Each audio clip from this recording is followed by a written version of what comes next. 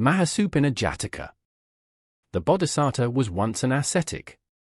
One night the king had 16 vivid dreams, and he awoke in fear, wondering what they foretold. That morning he told his chaplains about the dreams, and they said there would be grave misfortune if they did not sacrifice animals at every crossroads. So the king ordered them to do it. But there was one young righteous chaplain among them who rebuked the others for proposing to kill animals, which is against the precepts. They responded that they were going to do it because they would earn a great deal of money, and he should keep his mouth shut. Refusing to take part in their scheme, the young chaplain left the palace and sat in the royal park.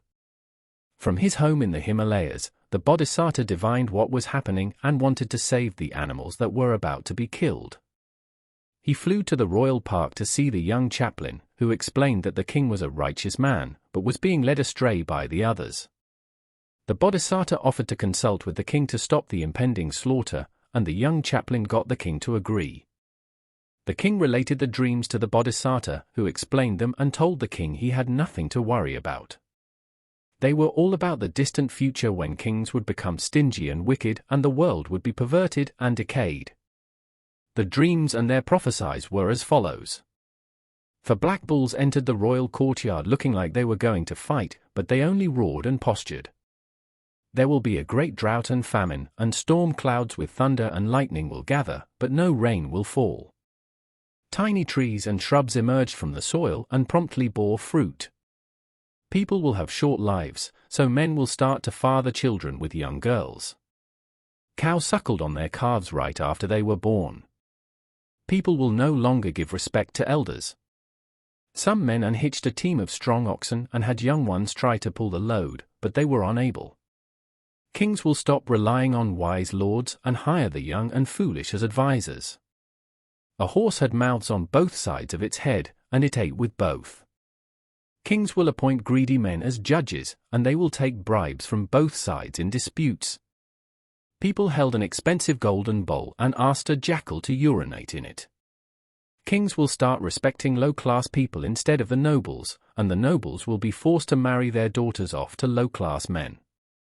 A man wove a rope, and a she-jackal ate the completed rope as fast as he wove it. Women will stop being modest and responsible and will start drinking alcohol, and they will eat up their family's food stockpiles. Masses of people came to pour water into an overflowing pitcher while not pouring any into the empty pitchers around it. Kings will become poor and demand all citizens provide food for the palace, so they will not have enough for themselves. There was a deep pool, muddy in the middle, but crystal clear along the shore where many people and animals came to drink. People will flee from the towns to live in border regions, out of the reach of kings. Rice cooked in a pot came out unevenly, some moist, some raw, and some cooked well.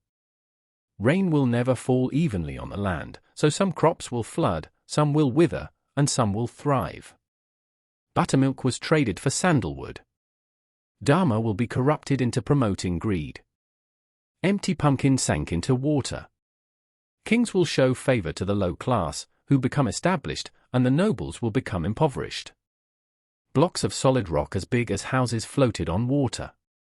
Kings will show favor to the low class, while the wisdom of nobles and religious leaders will drift by and people will not take it to heart. Tiny frogs chased and gobbled up huge snakes. Women will come to rule over men and be in charge of households. A flock of golden-sheened mallards escorted a wicked crow. Kings will rely on the low class to serve them because they will fear being overthrown by the nobles, so the only work available for the nobles will be serving the low class. Goats chased and devoured panthers, and wolves ran away at the sight of the goats. The low class shall be the royal favorites and take over the property of the nobles, and when the nobles complain about it to the king, he will have them beaten.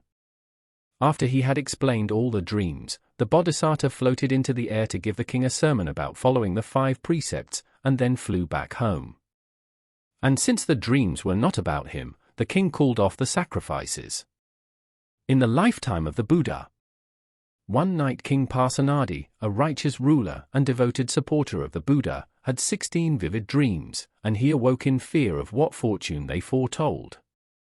When he told them to his chaplains, they predicted that disaster was inevitable, harm to either his kingdom, life, or wealth. They said they must sacrifice animals at every crossroads, and the king told them to do it. As their preparations proceeded that day, they repeatedly told the king they needed to expand the offering ceremony, and each time he gave them more money. His exceptionally wise chief queen, Molika, grew suspicious and suggested the king consult the Buddha, so he went to the monastery. After hearing the 16 dreams, the Buddha explained their meanings and told him he had nothing to fear. The dreams were all about the distant future, and his chaplains were just using this as an opportunity to take his money. The Buddha convinced the king to call off the sacrifices. Then he told him this story to explain that other kings in the past have had the very same dreams, and their greedy chaplains had also exploited them. The king and the righteous young chaplain were earlier births of Ananda and Sariputta, two of the Buddha's top disciples.